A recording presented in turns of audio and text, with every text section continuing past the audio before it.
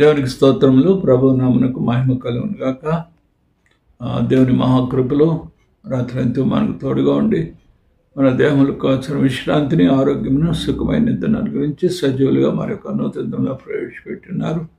దేవునికి స్తోత్రములు. ఇద్దరంతా కూడా దేవుడు మనకు తోడుగా ఉండి మంచి కాపరిగా ఉండి కృపాక్షములే మనము వెంట పంపించి దేవుని మహిమ కొరకు సాక్షులుగా జీవించేటి కృప దేవుడు మనందరికీ అనుగ్రహించును గాక. మరి గత దినము సామెతల గ్రంథము 6వ అధ్యాయము 16 నుంచి 19 వచనాలు ఉన్న మొదటిది అహంకార దృష్టి, ఏ ప్రౌడ్ లుక్ అనే ఆ యొక్క విషయం మనం ధ్యానం చేసుకున్నాం. అందులో రెండవ ప్రభువుకు హేయమైనది కళ్ళలాడు నాలుక, ఎ లయింగ్ టంగ్. యాకోబు 3వ అధ్యాయము మనం చదివినప్పుడు అక్కడ యాకోబు విషయంలో మనం కొన్ని విషయాలు అక్కడ నేర్చుకుని వచ్చును. సామెతల గ్రంథంలో అబద్ధమాడు పెదవులు యెహోవాకు హేయములు, అబద్ధమాడుట అధిపతికి బొత్తిగా తగదు, అబద్ధికులు పెదవులు మోయబడును. ఒక చక్కటి ఉదాహరణ ఉంది. అననీయ సప్పేరా వారు పేతురు దగ్గరకు వచ్చి ఏ రీతిగా వారు అమ్మిన పొలమున విషయంలో అబద్ధమాడి ఉంటున్నారు. భార్య భర్తలు ఇద్దరు కలిసి ధనాన్ని ప్రేమించి అబద్ధమాడి వారు ఏం చేశారు? పరిశుద్ధాత్మను మోసగించారు. దేవుని సన్నిధిలో అబద్ధమాడుటకు వారిద్దరు కూడా ఏకీభవించారు. తద్వారా వచ్చిన ఫలితం ఏంటి? మరణించారు. కనుక అబద్ధములాడి ధనం సంపాదించుకొనుట ఊపిరితో సమానము దాన్ని కోరుకుని వారు మరణమును కోరుకుంటూ ఉంటారు.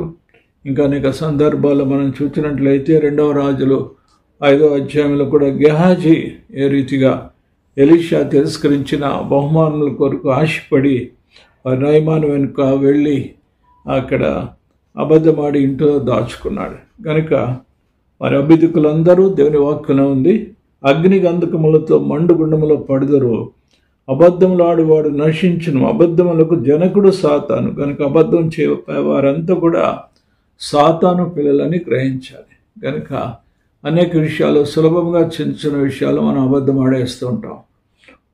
ఆ రీతిగా కాకుండా అబద్ధం అనేది ఒక దేవునికి అసహ్యమైనదని దేవుని వాక్యం మనం చూస్తున్నాం. కనుక ఇంతవరకు ఏ విషయంలో విశ్వాసంగా అబద్ధములాడే అంటే పరిస్థితి మన జీవితంలో ఉన్నట్లయితే ఇది మనల్ని మనం సర్దిద్దుకొని యథార్థంగా ప్రవర్తించే వారికి ఆయన ఏ మేలు చేయక మానడు. కనుక అట్టి కృప దేవుడి దినవంతి మనకు అనుగ్రహించును గాక. పరిశుద్ధుడైన తండ్రి, ప్రేమ కలిగిన మా ప్రభువా, కృప కలిగిన దేవా, నీకు వందనములు.